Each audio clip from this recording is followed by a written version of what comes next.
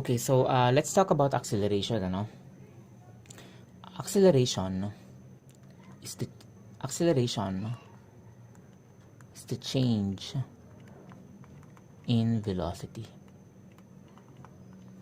Okay? Or how much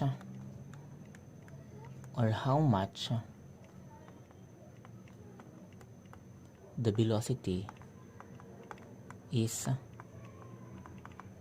changing. Okay? So, last time we talked about velocity, ano? Tapos, ang sabi ko sa inyo, velocity is the slope of x versus t. Position versus time, di ba? Acceleration naman is actually the slope of velocity versus time.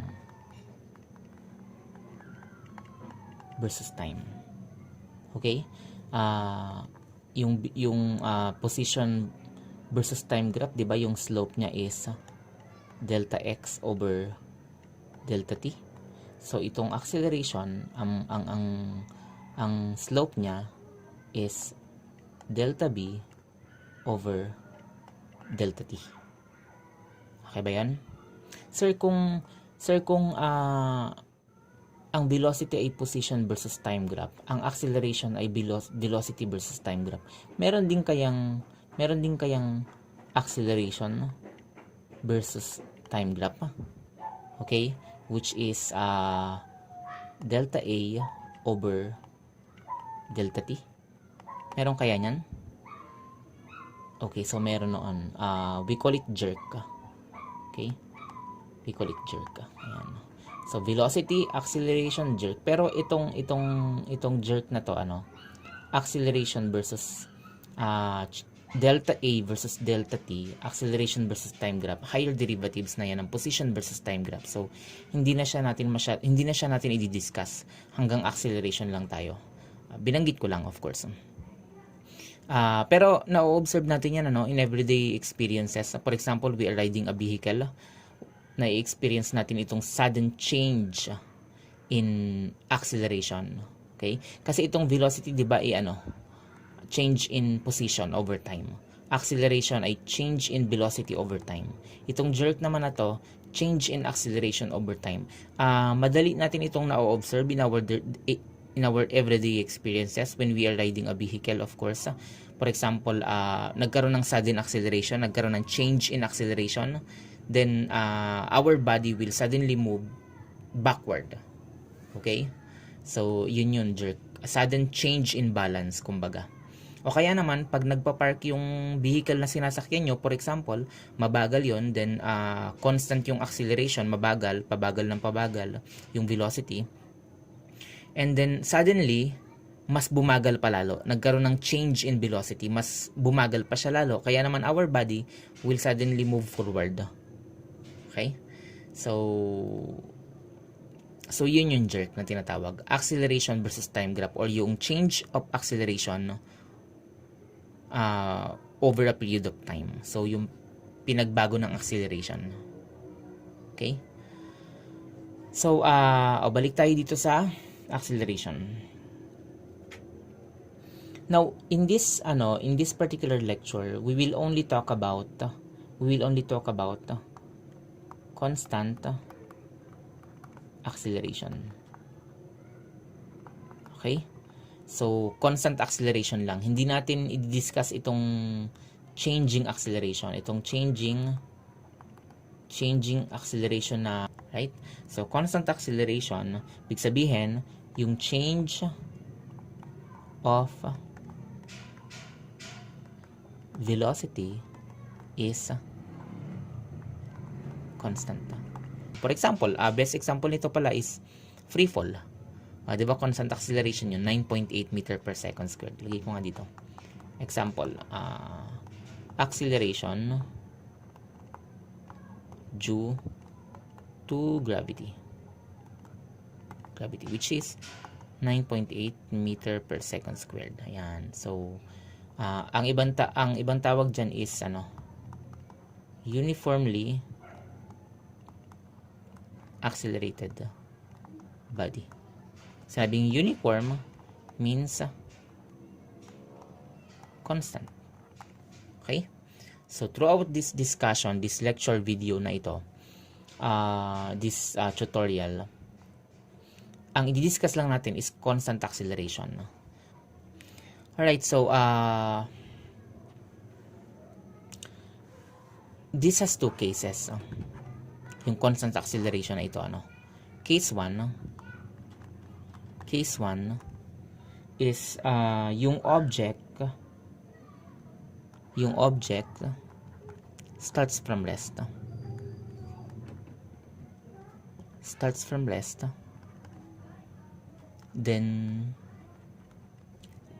Then accelerates over time. Ayun. So, object starts from rest, then accelerates over time. So, kung lalagyan natin siya ng vector diagram, ng velocity, so, eto siya.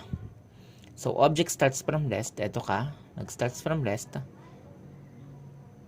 and then after that, nag-gain ka ng velocity. Nagkaroon ng change in motion. Okay? So, say this is 1, 2, then nag-accelerate ka, so yung velocity vector mo, syempre, nagbabago, humahaba. Okay? So, oops, 4. Okay?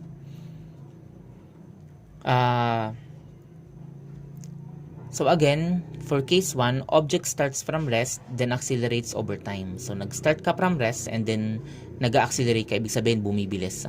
O humahaba yung velocity vector, di ba? Okay ba yun? Ngayon, kung ipa-plot mo yan sa velocity versus time graph,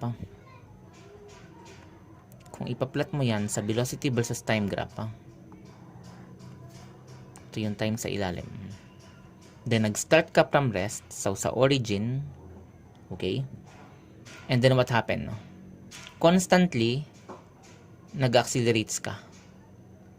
Ayan, nagkaroon ng constant acceleration. Okay ba yun? So, this is 1, 2, 3, and 4. Ayan. So, from origin na 0 meter per second rest, nagkaroon ka ng constant acceleration. Oh, remember this graph, remember this slope, pag straight line, So, constant yung acceleration mo dyan. Okay ba yan? So, yung rise over run, ayan, yung rise over run, okay, so change in velocity over change in time is actually your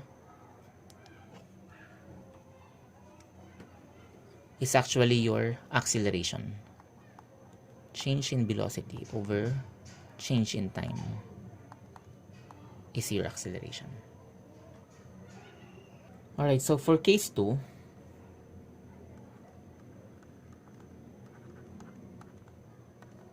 ito naman, you started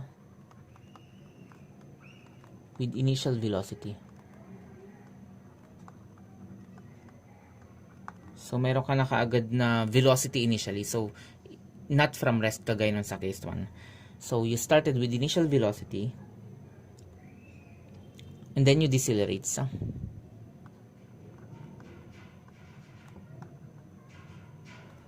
Then, decelerates. Bumagal until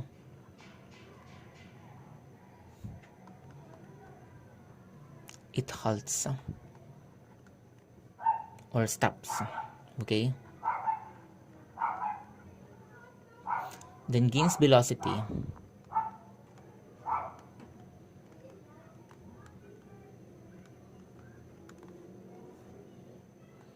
again. Ayan, so ito yung case 2 natin. You started with initial velocity. Okay, so nag-start ka na merong kang velocity, mabilis, and then decelerates. Unti-unti kang bumabagal until it stops. then gains velocity again. So papaano ito? Kung i-drawing natin yung velocity vector niya, ibig sabihin daw, you started with initial velocity v1. So kung ito yung 1 mo, nag-start ka dyan, and then what happened? Umiksi yung velocity vector mo. Ibig sabihin, bumagal. Okay? And then until it halts or until it stops. So ito ka na ngayon. Right? Then it gains velocity again. So nag-gain ulit ng velocity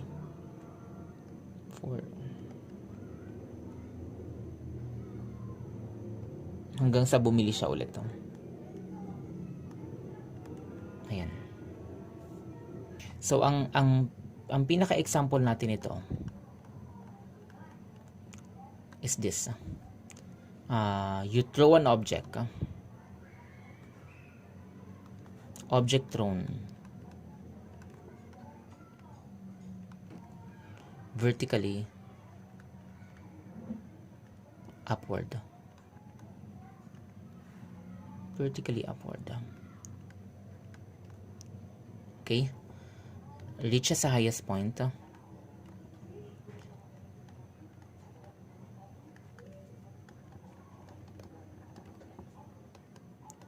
Then returns back to the ground. Back to the ground. Ayun yung pinaka-best example natin dyan.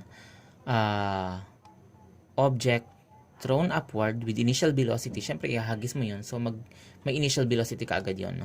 Bumagal until it stops. And then, bumalik na ulit sa ground.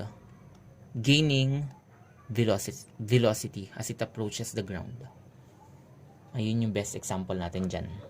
So, papaano mo ngayon ito? Paano mo ngayon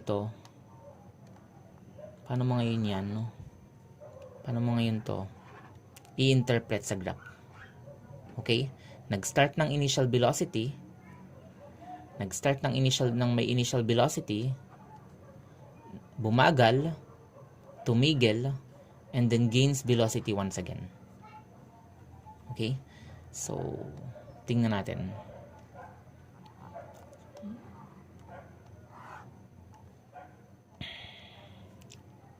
So, velocity versus time. Kasi 'di ba sabi natin kanina, acceleration is the slope of velocity versus time graph. So, ito yung velocity as a function of time. So, nag-start ka daw with an initial velocity. Siyempre, you throw an object vertically, di automatic na yon, mayroon ng initial velocity, mabilis na kaagad. So, let's say, ayan. Okay?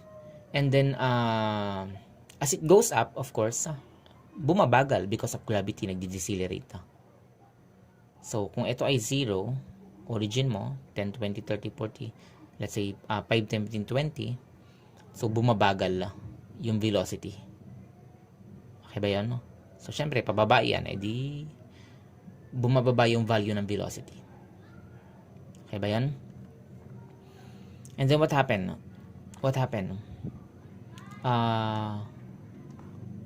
Tumigil sa point na to. At point 3, it stops. Okay ba yan? So, nagdire-diretso siya pababa, decelerating, bumababa yung velocity until it reaches 0. Ayun. Ito na yun. Point 3. So, kung ito yung 1, ito yung 2, ito na yung point 3, where the object, kung ito siya, ito yung point 3.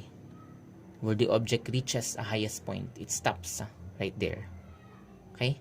Velocity, ano yung velocity niya? Ayan. Velocity would be 0. Okay? So, at this point, velocity is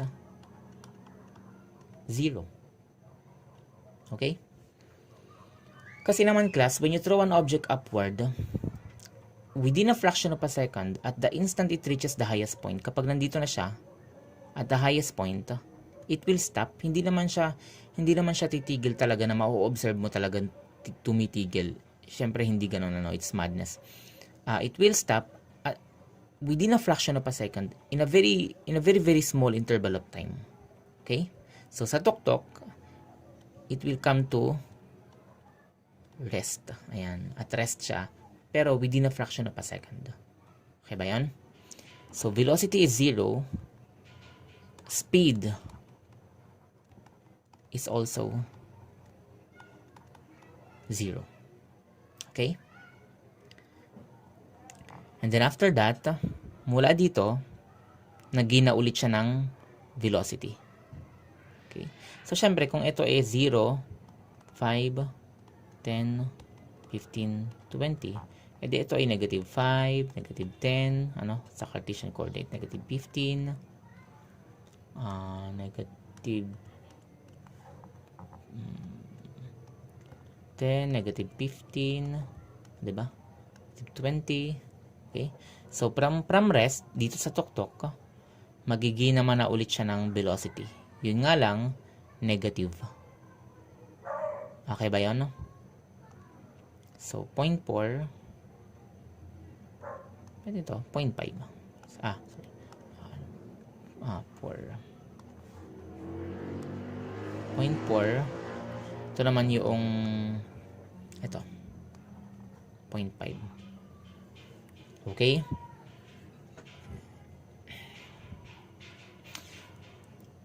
Negative yung velocity, of course. Negative yung velocity. Nasa negative side siya. Kasi opposite direction di ba? Alam nyo naman, for example, dito, you throw an object downward. So, pag andito na yung, ito yung velocity vector nyo, alam nyo na kagad that is negative kasi it is going, it is going south, it is going down, so negative. On this case naman, syempre, alam mo na kagad na velocity vector nito is negative kasi going towards, it is going towards the right. Yun yung convention natin, it is going towards the left. Yun yung convention natin, If it goes to the left, it's negative. If it goes down, it's negative. So negative yung velocity sa part na ito. Of course. Okay. Negative yung velocity sa part na to. Okay ba yun? Now, ano yung point ko dito? I want you to focus at this point. Okay, at this point, the velocity is 0. Okay ba yun? The speed is also 0. How about your acceleration?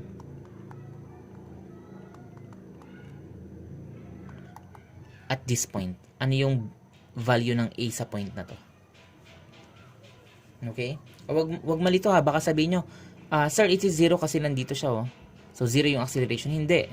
0 yung velocity kasi ito ay velocity versus time graph, Okay? Velocity versus time graph to. So dito sa point na to, velocity is 0, syempre. Speed is also 0 kasi at rest siya, How about the acceleration? What do you think is the acceleration? Right?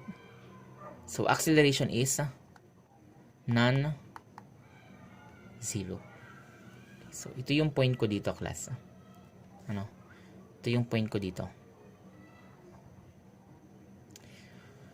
Yun yung pinagkaiba ni acceleration from speed and velocity. Okay? So velocity can be 0, speed can be 0, and at the same time, acceleration is non-zero. Possible yun. Okay? Again, possible na 0 yung velocity, 0 yung speed, at the same time, non-zero yung acceleration, may value. In fact, the acceleration here is constant. In fact, the acceleration here is constant. Ayun. So, you have to understand that. So, pwedeng 0 yung speed, pwedeng 0 yung velocity, tapos non-zero yung acceleration. Constant yung acceleration. Pwede yun. Yun yung pinagkaiba ng velocity sa acceleration. Okay? Sir, paano nangyari yon? O, tingnan nyo itong object that is thrown upward, pataas. Okay? Zero siya at highest point, 'di ba? Kahit siya ay zero at highest point, still this object is in the process of changing velocity. O, nagets ba yun? Zero, this object is zero, wait lang. This object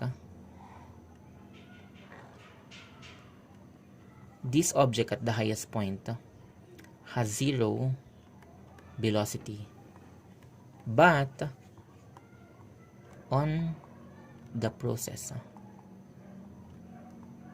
of changing its velocity. Okay? Zero siya, tama yon, pero nasa process siya of changing velocity. At pag sinabi mong process of changing velocity, then that's acceleration. Okay? Yung definition natin kanina. Acceleration. Process of changing velocity. Ayun. So that's the idea. Dadaanan niya lang yung pagiging zero na velocity, pero nasa process pa din siya of changing velocity. Okay? So, parang ganito yan. Before it reaches the highest point, meron siyang initial velocity, meron siyang V1, and then after niya ma-reach yung highest point, magkakaroon na siya dito ng V2. Pero between the change in velocity, madadaanan niya yung zero na value. Okay? So, sana na-gets yun ha. Ang point ko dito, class, is that acceleration is the process of changing velocity. Okay, so let's have a concept test. When an object is dropped from a certain height, it accelerates downward. 9.8 meter per second squared yung acceleration. If instead you throw it, how will you describe its acceleration? Letter A, 9.8 meter per second squared. Letter B, greater than 9.8. Letter C, less than 9.8. What do you think? You can pause the video and then think about this for a few seconds.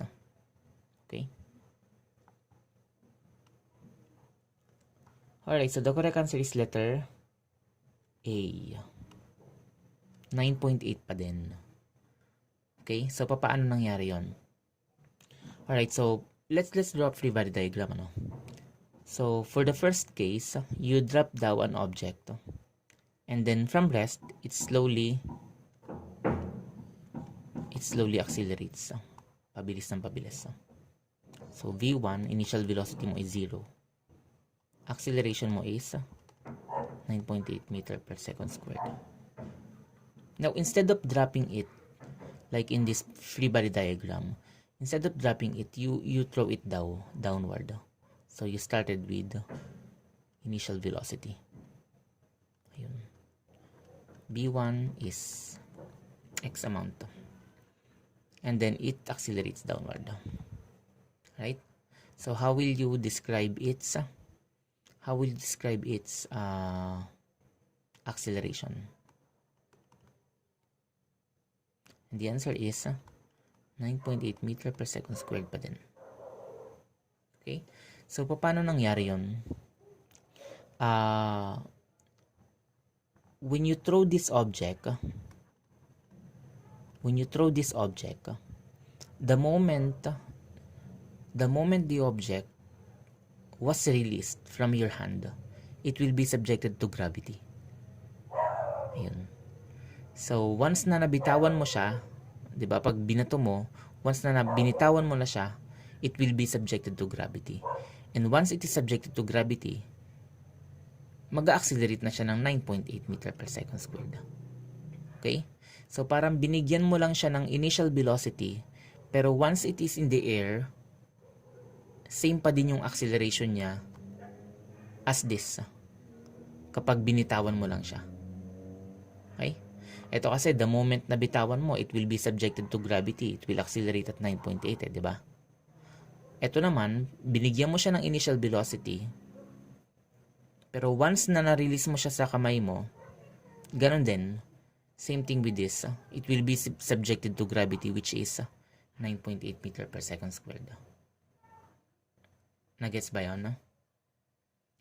If your answer is greater than 9.8, kung ito yung sinagutan mo, kung ito yung sagot mo, then you are confusing velocity with acceleration.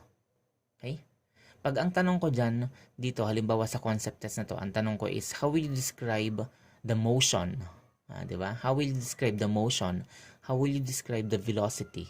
Then, syempre, mas mabilis talaga ito. Because this was thrown. Yeah? Mas mabilis talaga yan because this was thrown. But I'm not asking for the rate of motion eh. I'm not asking for the velocity. Instead, I was asking for the acceleration, which is the change in velocity. Ayun. So, ang tanong ko is yung pinagbago ng bilis. At kapag ito yung in-examine mo, yung pinagbago ng bilis nito ng thrown object, then yung change in velocity niya is still 9.8. The moment na bitawan mo siya, pag hinagis mo pababa. Okay? Pero syempre, kapag siya ay nasa kamay mo pa, habang binabato mo pababa, malakas yung acceleration noon. Of course, mataas yung acceleration noon. Pero the moment the object was released from your hand, gravity na yung mag-a-act doon. At syempre, alam niya naman mag-a-act yung gravity, hihilahin niya lahat ng object influenced by gravity at the rate of 9.8 meter per second squared. Okay ba yun? So, I hope you understand the difference between acceleration and velocity.